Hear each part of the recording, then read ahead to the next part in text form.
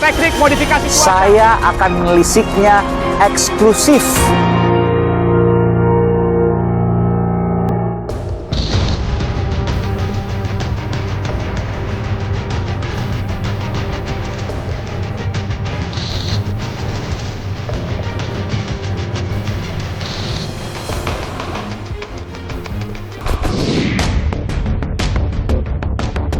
Kasus mafia tanah memantik emosi. Acap kali para pemilik sertifikat tak sadar telah tertimpa musibah. Hingga belakangan baru tahu setelah proses pindah nama terjadi.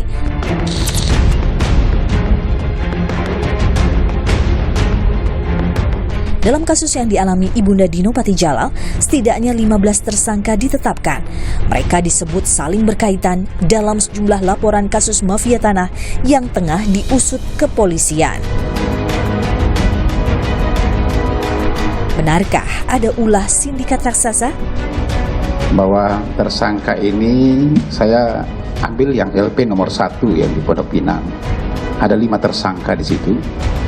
Yang 3 ini sementara menjalani hukuman dengan kasus mafia tanah juga, tapi nyambung semua di LP nomor 1 ini. Dari ketiga ini ada salah satu inisialnya A ya. A itu selama dia di dalam itu dia ada 5 lagi kasus mafia tanah yang sementara masih mengejar yang bersangkutan. Dia pelakunya karena dia adalah otaknya.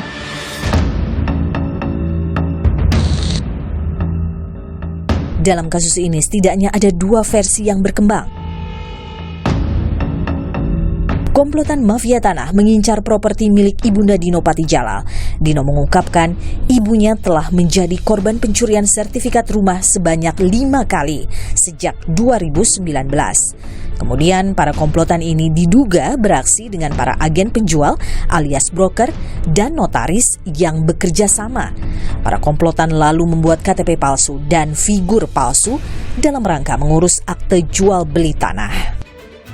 Menurut saya Freddy dan anggota sindikat ini melakukan satu kesalahan besar, yaitu mereka menjadikan ibu saya yang sudah berumur 84 tahun sebagai korban mereka.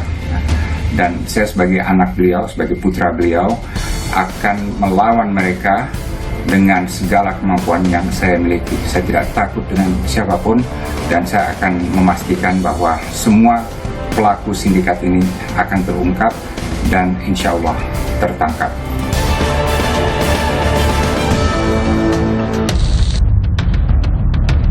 Sementara itu ada pula versi dari Freddy yang kini ditetapkan tersangka. Freddy mengaku bahwa ia telah menempuh proses pembelian rumah sesuai aturan. Menurutnya, sertifikat tanah Ibunda Dino Patijalal sebelumnya sudah digadaikan di sebuah koperasi. Lalu, Freddy menebus uang total sebesar 4 miliar rupiah untuk menebus sertifikat rumah tersebut secara bertahap. Kesepakatan dicapai oleh seorang broker alias agen penjual yang merupakan orang kepercayaan keluarga Dino Patijalal. Namun uniknya, pasca membayar 500 juta rupiah, sertifikat sudah bisa beralih ke namanya. Dan akhirnya, sertifikat tanah diberikan pada Freddy Kusnadi dan sudah berubah nama kepemilikan. Prosesnya normal, kita datang dulu kayak biasa. Kita juga ketemu sama supirnya, ketemu sama pembantunya, anak saya juga angkat tipis di sana gitu-gitu. Ketemu ibunya, ketemu yang ditunjuk sebagai pemilik sertifikat, yang ditunjuk udah 2 kali juga ke ITC Cibinong kalau nggak salah. Saya pikir itu semua udah berjalan, karena kan yang memproses semuanya itu kan ada tangan kanannya itu kan yang dibilang anak asuhnya gitu.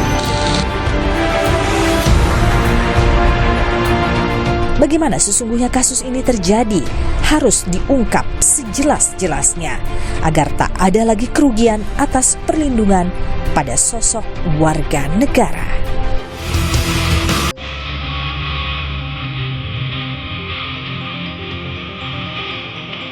Saudara, kasus yang harus diungkap jelas tanpa sisa agar menjadi perlindungan hakiki bagi warganya.